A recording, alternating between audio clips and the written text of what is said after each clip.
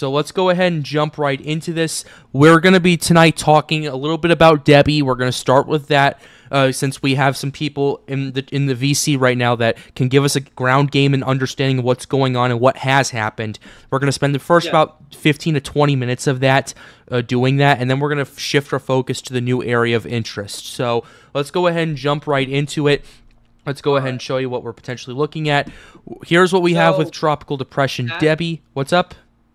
May I do it since I am under the tornado watch of Debby? And yeah, if you and Palm Tree want to do that, that's fine. You unexpectedly came in, so that's fine. I'm gonna let Palm Tree kick it off, so that since I promised it to him. So if that's okay with you, Tristan can do it first because he's more advanced than me. Tristan, can go ahead.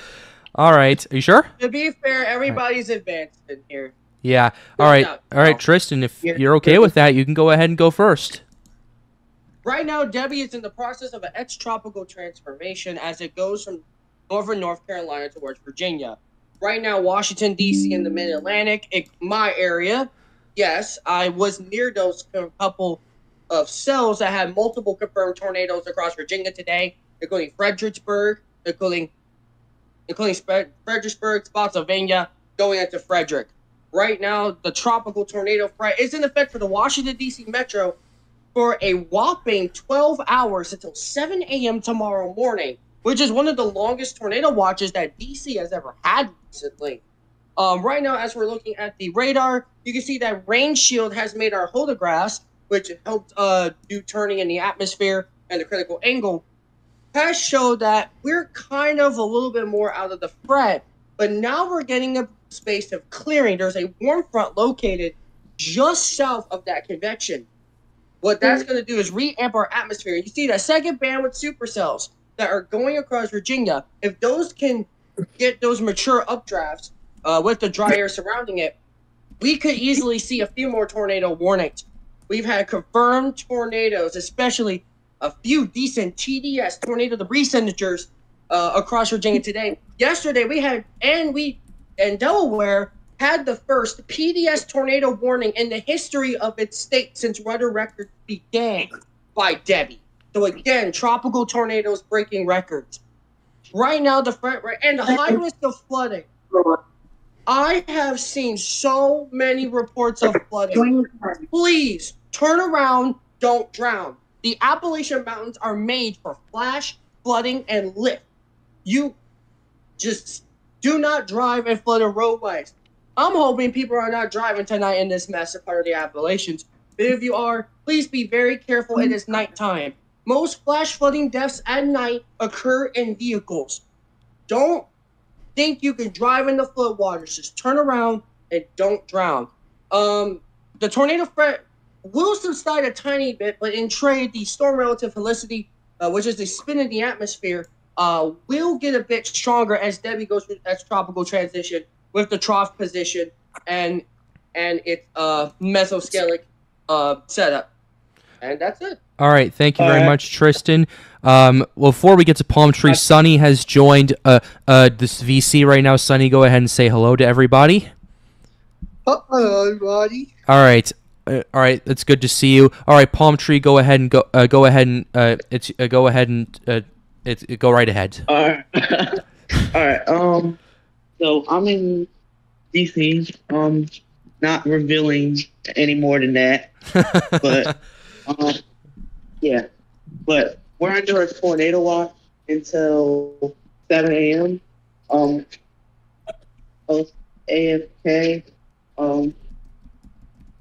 From earlier, so I couldn't get the information, but I finally got it. So yeah, we're under a tornado watch until 7 in the morning. So all right, I think those storms down in Virginia are doing what they're supposed to do, and once they come up here, they're gonna have enough instability in the atmosphere to prompt a tornado. Yeah, it's overall. We also got very bad news for the Carolinas. A new mesoscale discussion by the Weather Prediction Center. Yep. The same areas that got the stalling of Debby earlier is now under a new flash flooding likely mesoscale discussion due to the eastern rain bands of Debby's transformation. So if you are in Wilmington, Georgetown, Charleston, South Carolina, if you are in Myrtle Beach, your flash flooding is not over. You've got 1 to maybe 2 more rounds, depending on the trough helping lift with the convection, and then you will hopefully be done. But Debby is a wide system, and we just got a new report real quick. 2 miles northeast of Brookside, Newcastle County, and Delaware. Department of Highway reports flash flooding several roads close to high water in Newcastle County. This includes Old Agago Road, Santa Cristina Road, McCoy Road, Old Porter Road, Mill Creek Road between Graves and Menthol, Upper Pine Creek from Linden Hill Road to Paper Mill Road. It is dark. Again, turn around, don't drown when you encounter flooded roadways. All right, thank you very much. All right, so yeah, what's up, Palm Tree? Oh, sorry, my voice is kind of loud, but yeah. All right.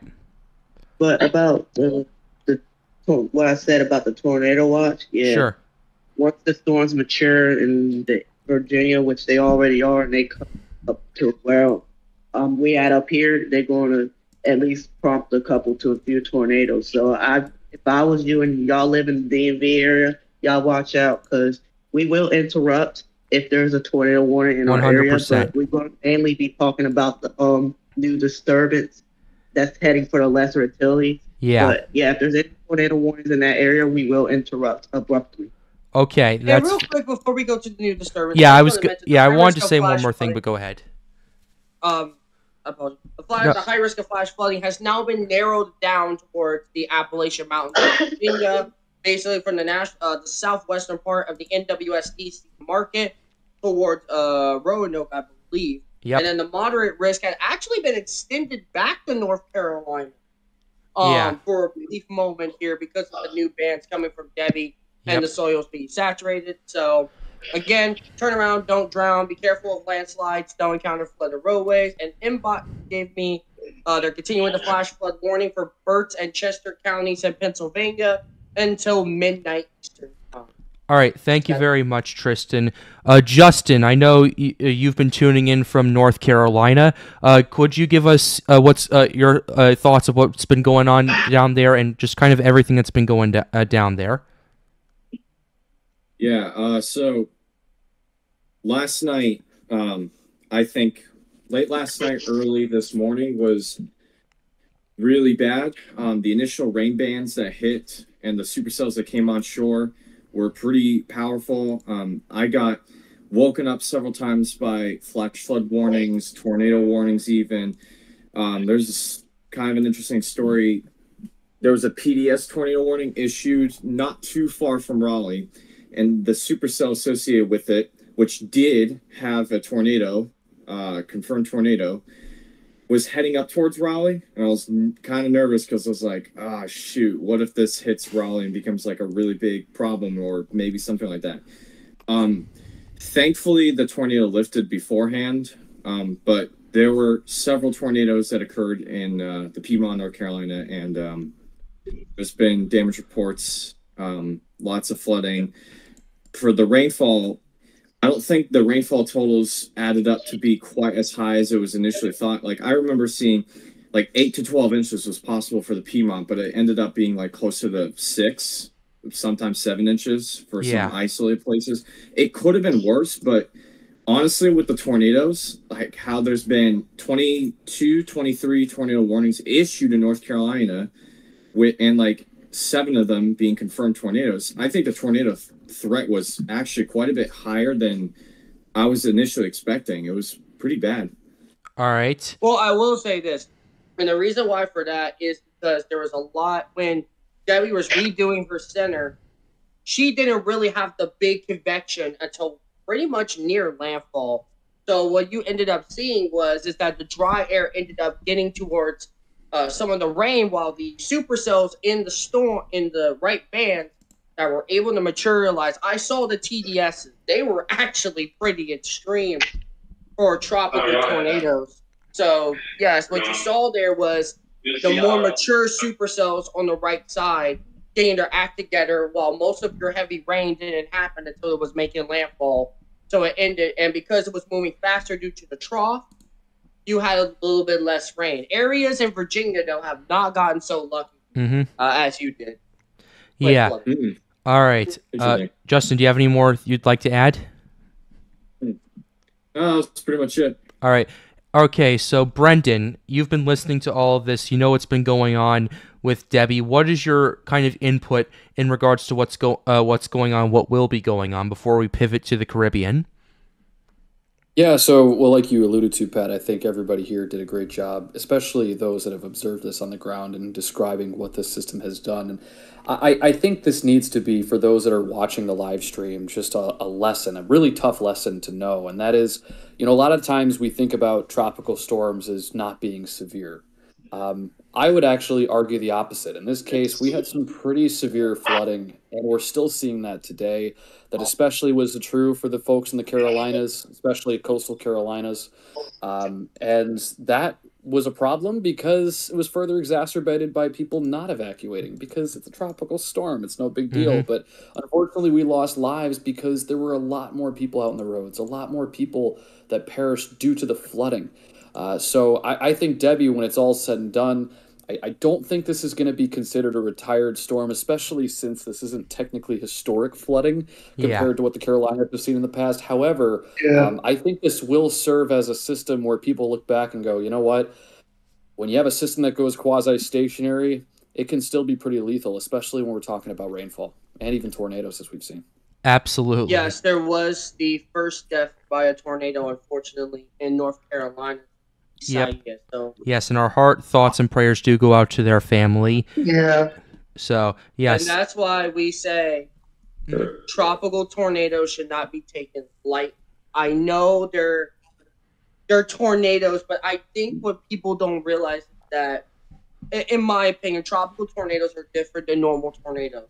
Why is that?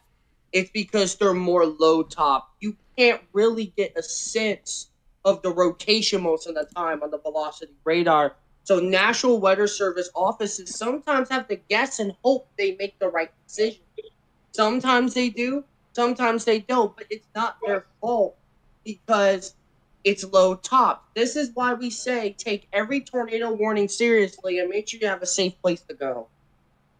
All right. Yes. Good night. I'm sorry I came in randomly. First of all, good evening. Can I have a say-so on something real quick? Go ahead, Mia. Well, go ahead. Okay, so good evening, everyone. So I think it's been a busy evening. There has been several tornado warnings in North Carolina, Virginia. Some of them have touched down and produced a good amount of damage.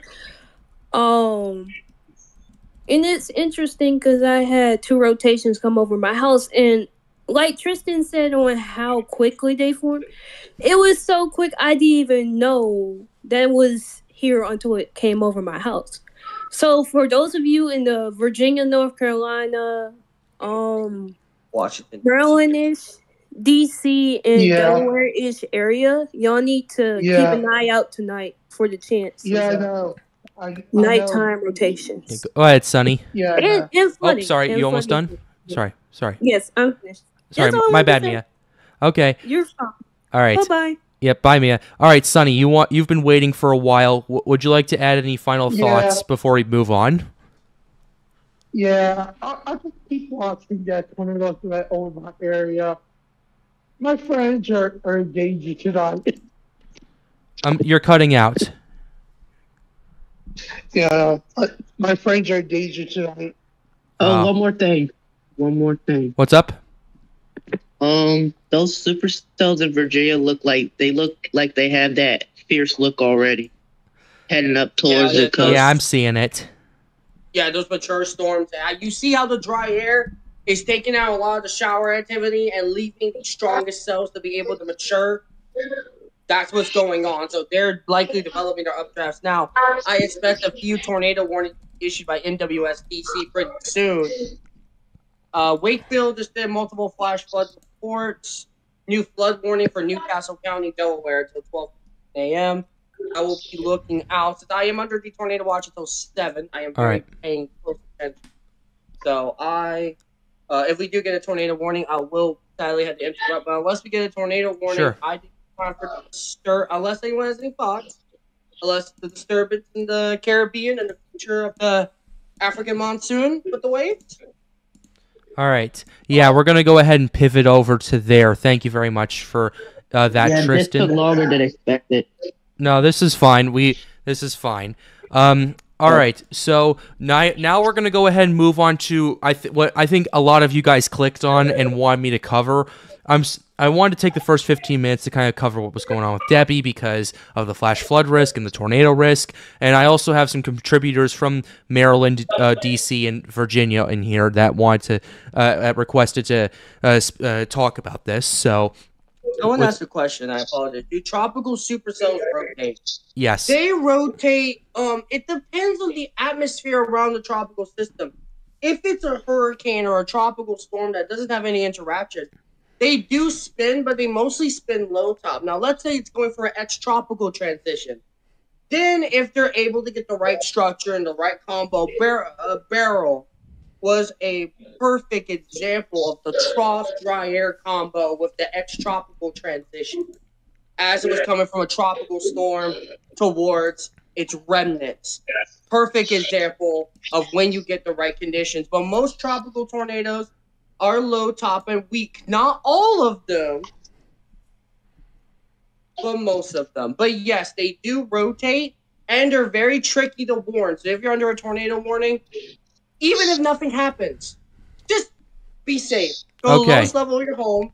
Basement, first floor is fine. No windows, no mobile homes. Try not to drive in the tropical supercell, as heavy downpours will make the tornado not visible. All right. Thank you very much, Tristan.